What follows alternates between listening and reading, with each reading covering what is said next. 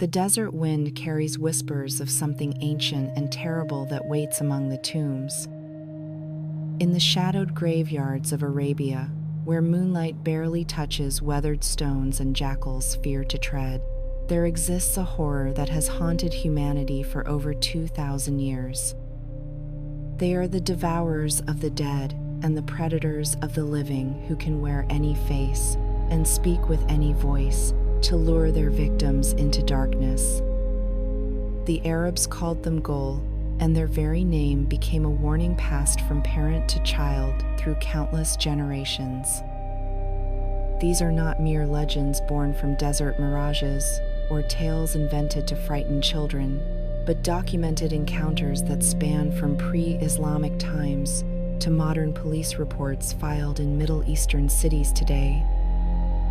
Tonight, we descend into the twisted world of the ghul, where the line between death and hunger disappears, and where graveyards become hunting grounds for creatures that Islamic scholars classify as the lowest and most vicious form of Djinn. Prepare yourself for a journey into one of humanity's oldest nightmares, because once you understand what truly lurks in those ancient burial grounds, you will never look at a cemetery the same way again. If you're ready to look beyond the veil of forgotten myths and uncover the secrets the world chose to forget, subscribe to Inside Strange Times, so you won't miss new journeys into the realm of ancient mysteries. The story of the ghul begins in the vast emptiness of the Arabian desert, long before Islam transformed the spiritual landscape of the Middle East. In those ancient times when Bedouin tribes navigated by stars and survival depended on knowing every oasis and every danger, the ghul was already waiting in the darkness beyond the firelight. The earliest Arabic poets spoke of them with genuine terror, describing creatures that could perfectly mimic the appearance of someone you knew and loved, only to reveal their true nature when it was far too late. These beings were said to inhabit the desolate places where humans feared to venture, the abandoned ruins and windswept graveyards and rocky wastelands where bones bleached white under the merciless sun. What made the ghul particularly terrifying was not just its appetite for human flesh, but its intelligence and cunning that allowed it to hunt with psychological precision. Unlike mindless monsters of other mythologies, the ghul possessed a twisted creativity in its methods of capturing prey. Ancient accounts describe how they would light fires in the desert to mimic the welcoming glow of a caravan camp and call out in familiar voices to lost travelers desperate for help. The ghul knew human nature intimately and exploited every weakness, from compassion to curiosity to loneliness. The pre-Islamic Arabs understood ghouls as a specific type of supernatural being, distinct from other desert demons and spirits that populated their complex mythology. They believed these creatures originated from a primordial corruption that occurred when certain jinn became so degraded and vicious that they lost their higher nature and descended into pure predatory instinct. This transformation was said to be irreversible, creating beings that existed solely to feed on death and spread terror among the living. The ghul represented the ultimate violation of Arab hospitality customs. Instead of offering protection to travelers, they devoured them, and instead of respecting the sanctity of burial, they desecrated graves. One of the most chilling aspects of ghul behavior documented in early sources was their ability to perfectly replicate not just physical appearance, but also mannerisms and memories of their victims. A 7th century account tells of a merchant who returned home after a long journey, only to find his wife acting strangely distant and cold. She knew everything about their life together and looked exactly as he remembered, but something felt fundamentally wrong. When he secretly followed her one night, he watched in horror horror as she dug up a recently buried child from the local cemetery and began to feast. The real wife's body was later discovered in a ravine where the ghoul had hidden it after assuming her identity. The transformation of ghoul mythology when Islam arrived in Arabia reveals how deeply embedded these creatures were in the cultural psyche. Rather than dismissing ghouls as pagan superstition, Islamic scholars incorporated them into a sophisticated demonological framework that attempted to explain their nature and origins. The Quran itself mentions creatures that lurk in desolate places, and Islamic hadith literature contains numerous references to encounters with shape-shifting demons. Scholars classified the ghul as the lowest category of Djinn, beings created from smokeless fire who had become so corrupted by their evil desires that they barely retained any of their original divine spark. According to Islamic demonology, the ghul's degradation was both spiritual and physical, manifesting in their compulsive need to consume corpses and their inability to maintain a stable form. While higher Djinn could choose their appearance at will, the ghoul was condemned to constant shape-shifting as a reflection of their corrupted nature. They were said to be unable to perfectly maintain any form for long periods, with subtle tells always giving them away. Perhaps eyes that reflected light like an animal, or fingers that were slightly too long, or a shadow that moved independently. The Islamic tradition also provided specific protections against ghouls that combined spiritual practices with practical wisdom. Reciting certain verses from the Quran was believed to force a ghoul to reveal its true form, while carrying iron weapons could wound them when normal steel could not. Travelers were advised to never follow strange lights in the desert and to always verify the identity of anyone encountered in isolated places by asking them to recite holy verses. The belief was that ghouls could not speak the name of Allah without experiencing physical pain, making this a reliable test. Medieval Islamic texts contain surprisingly detailed accounts of ghoul anatomy and behavior that read like field guides to supernatural predators.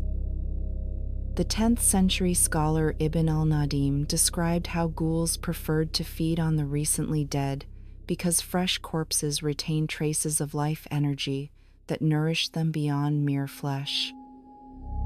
He claimed that ghouls could sense death from great distances and would often arrive at graveyards before the funeral procession had even departed.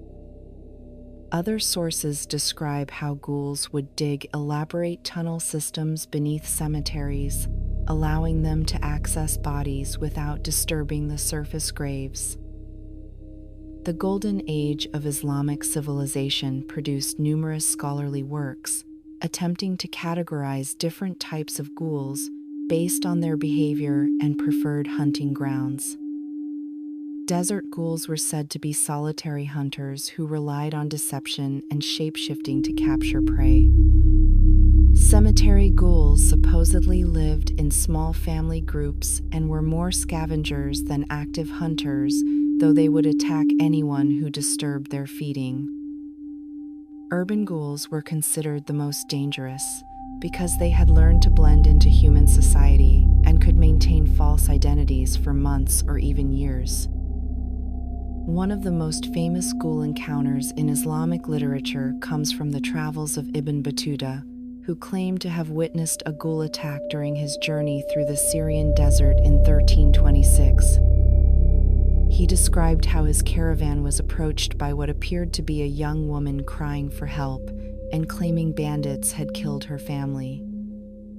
Several men wanted to assist her, but an elderly guide recognized something unnatural in how she moved and insisted they continue without stopping.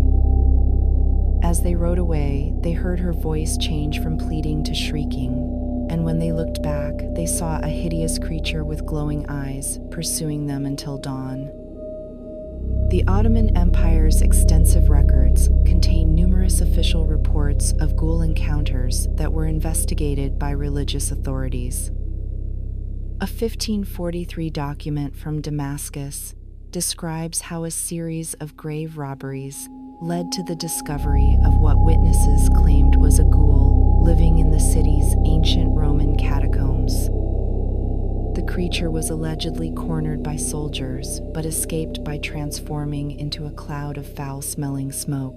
What makes this account particularly interesting is that multiple witnesses independently described the same bizarre details, including the creature's backwards feet and its ability to mimic the voices of people who had recently died. The ghoul's presence in Arabic literature extended far beyond religious texts into poetry and storytelling traditions that use these creatures to explore themes of death and deception and forbidden desire. The famous collection 1001 Nights features several ghoul stories, including one where a prince falls in love with a beautiful woman who turns out to be a ghoul, planning to devour him on their wedding night. These tales served as cautionary stories about the dangers of trusting appearances and venturing into forbidden places. The geographical spread of ghoul beliefs followed the expansion of Islam, creating regional variations that reflected local fears and cultural traditions. In Persia, ghouls were associated with the ancient demon Azidahaka, and were said to serve as his scouts searching for victims to feed his insatiable hunger. North African traditions described ghouls that could transform into hyenas and worked alongside human sorcerers who fed them in exchange for supernatural power. In Muslim India, the ghoul merged with local beliefs about Vatala and Pishasha, creating hybrid creatures that haunted both Hindu and Muslim communities. The medieval Egyptian writer Al-Damiri compiled one of the most comprehensive studies of ghouls in his Encyclopedia of Animals and Supernatural Creatures. He interviewed dozens of people who claimed to have encountered ghouls and noticed consistent patterns in their descriptions. According to his research, ghouls were most active during certain lunar phases and seemed to avoid areas where frankincense was regularly burned. He also documented cases where entire families were allegedly replaced by ghouls who maintained their deception for years while secretly feeding on cemetery corpses. What makes historical ghoul accounts particularly fascinating is how they often included specific details that suggested witnesses were describing real experiences rather than repeating folklore. Multiple sources independently describe the distinctive smell of ghouls, a mixture of decay and sweet perfume that made witnesses feel simultaneously attracted and repulsed. Others mention the peculiar way ghouls moved when they thought they were unobserved, with joints bending in unnatural directions and a gliding motion that seemed to ignore normal physics. The Ottoman period saw attempts to scientifically study ghoul phenomena, with scholars proposing natural explanations for reported encounters. Some suggested that ghouls were actually humans, suffering from a form of madness that drove them to eat corpses and live in graveyards. Others theorized that toxic gases from decomposing bodies could cause hallucinations that made ordinary animals appear as shape-shifting monsters. However, these rational explanations failed to account for cases where multiple witnesses reported identical supernatural events or where physical evidence seemed to support paranormal activity. The role of ghouls in Islamic eschatology added another layer of theological significance to these creatures. Some scholars taught that ghouls would multiply in the end times as a sign of approaching judgment when the boundaries between the world of humans and Djinn would weaken. They predicted that ghouls would become increasingly bold and enter cities openly rather than hiding in desolate places. This apocalyptic vision transformed the ghoul from a localized threat into a cosmic symbol of spiritual degradation and the breakdown of divine order. The 19th century brought European colonialism to the Middle East, and with it, Western, and scholars who documented local ghoul beliefs with a mixture of fascination and skepticism. British administrators in Egypt and India filed reports of native populations refusing to enter certain areas due to ghoul activity. French researchers in Algeria collected stories of ghoul encounters that they initially dismissed as superstition, but later admitted contained disturbing consistencies. One French doctor working in Morocco in 1873 wrote extensively about patients who claimed to have been attacked by ghouls and exhibited unusual wounds that he could not medically explain. The modernization of the Middle East in the 20th century did not eliminate ghoul beliefs, but rather transformed them into urban legends adapted to contemporary settings. Stories emerged of ghouls hiding in abandoned buildings in Cairo and hunting in the war-torn ruins of Beirut and Baghdad. Taxi drivers in various Middle Eastern cities share warnings about passengers who request rides to cemeteries at night and disappear without paying. These modern accounts maintain the core elements of traditional ghoul lore while updating the settings and circumstances to reflect current fears. Recent archaeological discoveries have added an unexpected dimension to ghoul research, with evidence suggesting that belief in corpse-eating demons may have influenced ancient burial practices. Excavations of pre-Islamic Arabian graves have revealed bodies buried with iron objects, placed specifically to prevent resurrection, and stones arranged in patterns that match descriptions of anti-ghoul protections. Some scholars argue this indicates that ghoul beliefs were not merely folklore, but were considered real enough threats to warrant elaborate countermeasures. The psychological impact of ghoul beliefs on Middle Eastern societies cannot be underestimated, as these creatures embodied fundamental anxieties about death and identity and the violation of sacred boundaries. The ghoul represented the ultimate other, something that looked human but was fundamentally alien and hostile to human existence.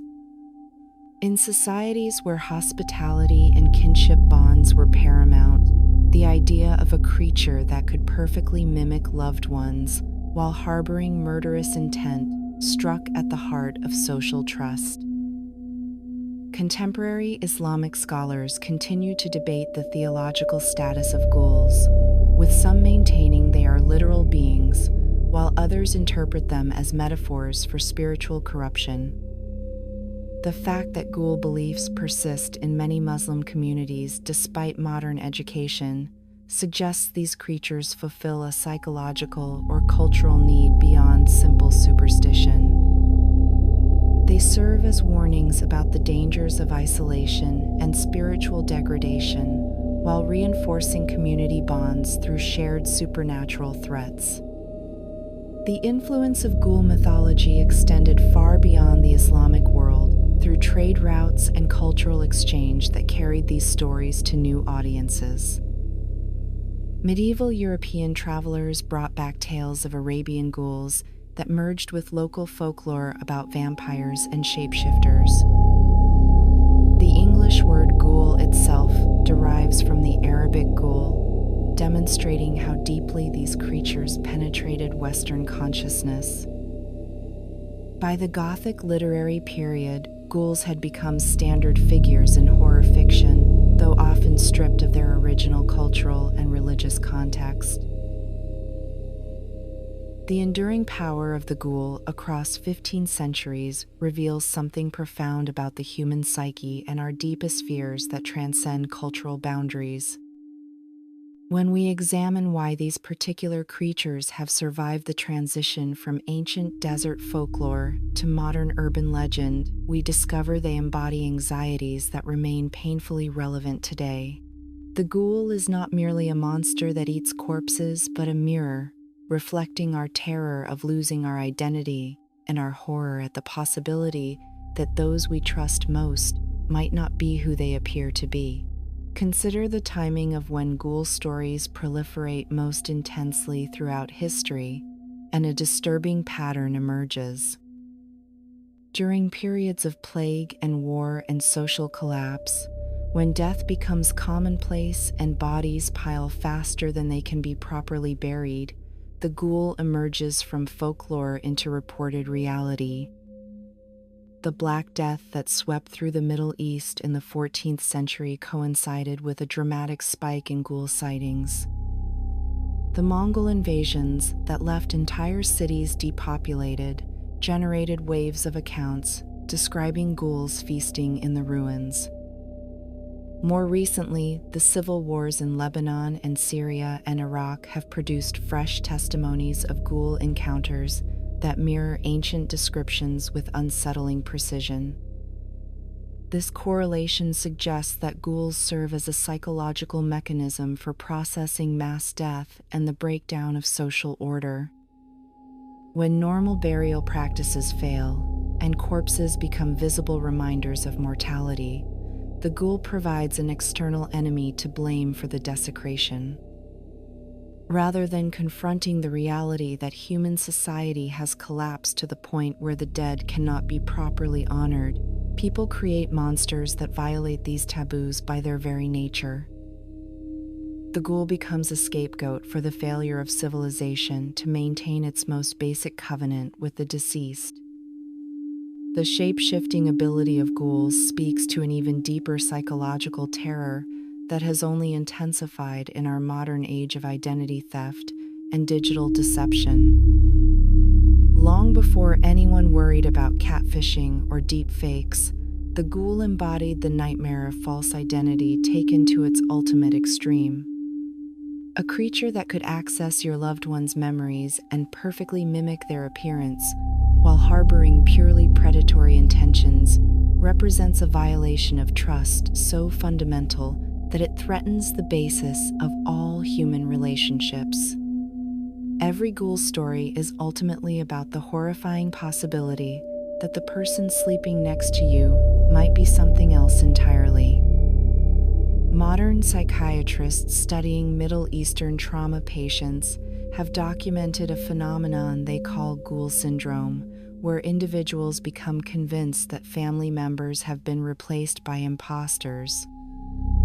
While Western medicine might diagnose this as Capgras delusion, the cultural context matters profoundly. These patients often describe their replaced relatives using traditional ghoul indicators, subtle physical anomalies, and behavioral changes, and an indefinable sense of wrongness. The fact that this specific delusion manifests through ghoul mythology demonstrates how deeply these creatures have penetrated the collective unconscious of cultures where their stories originated. The ghoul's position as the lowest form of Djinn in Islamic cosmology reveals sophisticated theological thinking about the nature of evil and spiritual degradation. Unlike Western demons, who were typically created evil or fell from grace in a single catastrophic event, ghouls represent a gradual corruption that occurs through repeated evil choices. They are cautionary examples of what happens when beings with free will consistently choose their basest impulses over higher spiritual callings. The ghoul's compulsive need to eat corpses symbolizes how evil becomes self-perpetuating, each transgression making the next one easier until the creature cannot imagine any other existence. The specific detail that ghouls cannot maintain stable forms carries profound metaphorical weight about the nature of evil and deception. Truth has consistency, while lies require constant adjustment and modification to maintain their facade. The ghoul's shape-shifting is not a power but a curse, reflecting how those who abandon authentic existence become trapped in endless performance. They can wear any face except their own, because they have lost their essential identity through their rejection of divine nature. This philosophical dimension elevates the ghoul from simple monster to complex symbol of spiritual self-destruction. Archaeological evidence from across the Middle East suggests that ghoul beliefs influenced practical decisions about urban planning and cemetery design for over a millennium. Medieval Islamic cities often placed cemeteries at specific distances from residential areas, not just for hygiene, but explicitly to create buffer zones against ghoul incursions. Graveyards were designed with high walls and limited entrances that could be sealed at night. Some communities employed professional cemetery guards whose duties included not just preventing grave robbery, but watching for signs of ghoul activity. These material adaptations to supernatural threats demonstrate how seriously these beliefs were taken by entire societies. The spread of ghoul mythology through trade routes created fascinating cultural hybridizations that reveal how supernatural fears adapt to local conditions. When Arab traders brought ghoul stories to Indonesia, they merged with existing beliefs about Pontianak vampires, creating new creatures that combined elements of both traditions.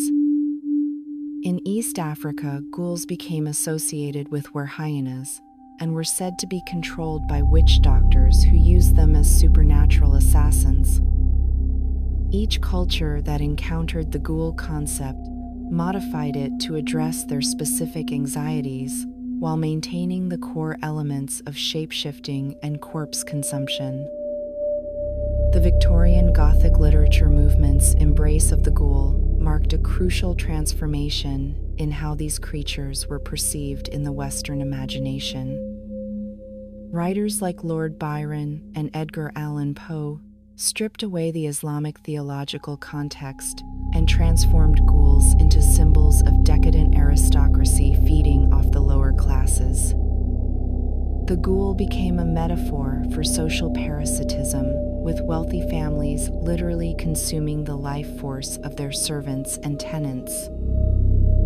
This political reinterpretation gave the ghoul new relevance for European audiences grappling with Industrial Revolution inequalities.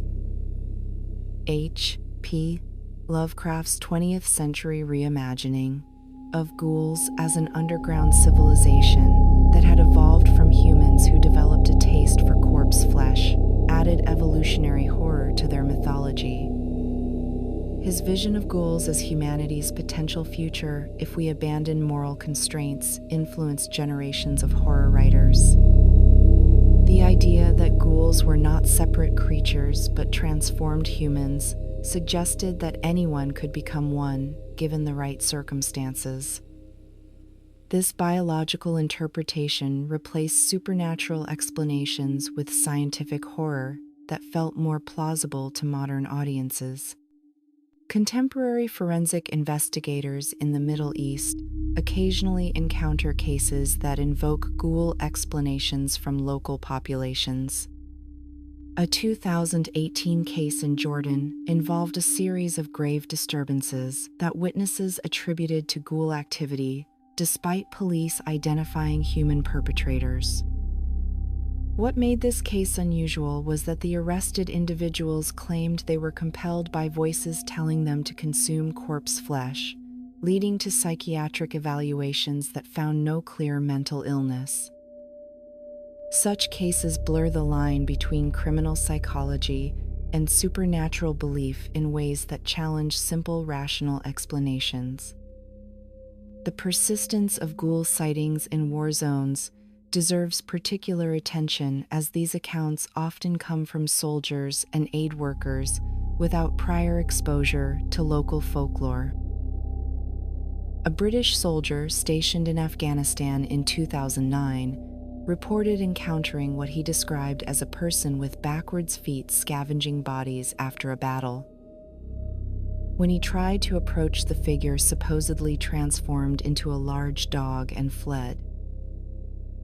American military personnel in Iraq filed multiple reports of encountering individuals in graveyards who displayed superhuman speed and agility when pursued.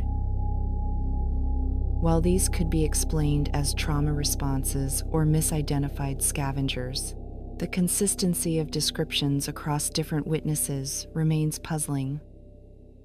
The digital age has created new venues for ghoul mythology to evolve with online communities, sharing contemporary encounters and analyzing historical accounts. Social media platforms host groups dedicated to documenting ghoul sightings, with members posting photographs of unexplained graveyard disturbances and sharing protective rituals. These digital spaces allow beliefs that might have died out in isolation to find reinforcement from global communities of believers. The internet has become a repository of ghoul lore that preserves and transmits these stories to new generations who might never have encountered them otherwise. Video games and contemporary horror films have introduced ghoul mythology to audiences who have no connection to Islamic culture, often distorting the original concepts beyond recognition. The reduction of ghouls to simple zombie variants in popular media strips away their psychological complexity and cultural significance. Yet even these simplified versions retain core elements: the cemetery habitat and corpse consumption and shape-shifting abilities, suggesting these features resonate with universal human fears. The ghoul's journey from sacred text to video game enemy represents a secularization of supernatural terror that reflects broader changes in how modern societies process existential anxieties. Medical researchers studying clinical lycanthropy and related delusions have identified parallels between ghoul beliefs and certain psychiatric conditions that manifest across cultures. Patients who believe they have transformed into monsters often specifically identify as ghouls in Middle Eastern countries, while using different supernatural frameworks in other regions. This suggests that ghoul mythology provides a cultural template for expressing psychological distress that might otherwise lack vocabulary. The ghoul becomes a way of articulating feelings of alienation and contamination and loss of human identity that accompanies severe mental illness. The response of contemporary Islamic scholars to persistent ghoul beliefs reveals ongoing tensions between traditional teachings and modern rationalism. Some argue that denying the existence of ghouls contradicts clear references in religious texts and undermines the authority of centuries of scholarship. Others maintain that while Djinn are real, specific beliefs about ghouls have been corrupted by cultural superstitions that have no basis in authentic Islamic teaching. This debate reflects broader questions about how religious communities adapt ancient beliefs to contemporary contexts without losing essential spiritual truths. Anthropologists studying ghoul folklore have identified it as a prime example of how monsters serve essential social functions beyond simple entertainment. Ghoul stories teach children to avoid dangerous places and reinforce cultural taboos around death and burial. They provide frameworks for processing grief and trauma by externalizing fears into manageable narratives. Communities bond through shared supernatural threats that distinguish insiders who know the protective rituals from vulnerable outsiders. The ghoul serves so many psychological and social functions that eliminating these beliefs might actually be harmful to cultural cohesion. The feminist analysis of ghoul mythology reveals gender dimensions often overlooked in traditional scholarship. Female ghouls appear frequently in folklore as seductresses who use sexuality to lure male victims, reflecting patriarchal anxieties about female power and autonomy. Stories of ghoul wives who hide their true nature from husbands encode warnings about women who refuse to conform to social expectations. Yet female ghouls also represent a form of monstrous agency, creatures who exist outside male control and satisfy their own desires regardless of social consequences. This dual nature makes them both cautionary figures and symbols of rebellion against restrictive gender norms. The ecological interpretation of ghoul mythology suggests these creatures represent humanity's uncomfortable relationship with decomposition and nutrient cycling. In desert environments where preservation of corpses is challenging and scavengers play crucial ecological roles, the ghoul embodies human revulsion at natural processes that reduce us to organic matter. The ghoul's crime is not just eating human flesh, but refusing to respect the artificial boundary between human remains and other forms of meat. They remind us that despite our spiritual pretensions, we remain part of the food chain. Recent neurological research into the uncanny valley effect provides potential scientific explanation for why ghoul encounters feel so viscerally disturbing.